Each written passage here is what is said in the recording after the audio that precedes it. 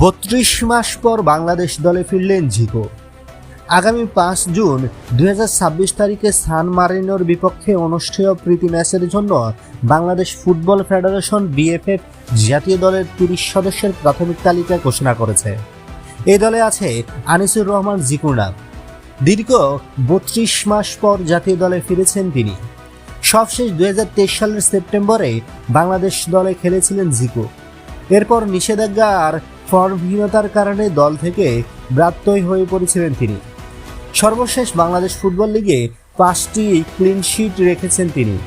এরপরে জাতীয় দলে ফিরলেন 2023 সালের সাফের সেরা এই গোলরক্ষক। এই দলে তিনি ছাড়াও কিংস থেকে আছেন আরও 10 জন, আবাহনী থেকে 7 জন এবং মোহামেডান থেকে 3 জন খেলোয়াড় দলে সুযোগ পেয়েছেন। ইংল্যান্ডের লেস্টার সিটি এফসি থেকে হামজা দেওয়ান চৌধুরীর অবধারাবাহিকতায় আছেন এই দলে।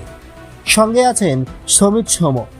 ইতালির ওলবিয়া এফসি থেকে ফাহামেদুল ইসলাম, ভুটানের ফারো এফসি থেকে তারিক রায়হান কাজী এবং সংযুক্ত আরব আমিরাতের রিয়াল আল সাহারা এলসি থেকে জায়ান আহমেদ প্রাথমিক স্কোয়াডে জায়গা পেয়েছেন।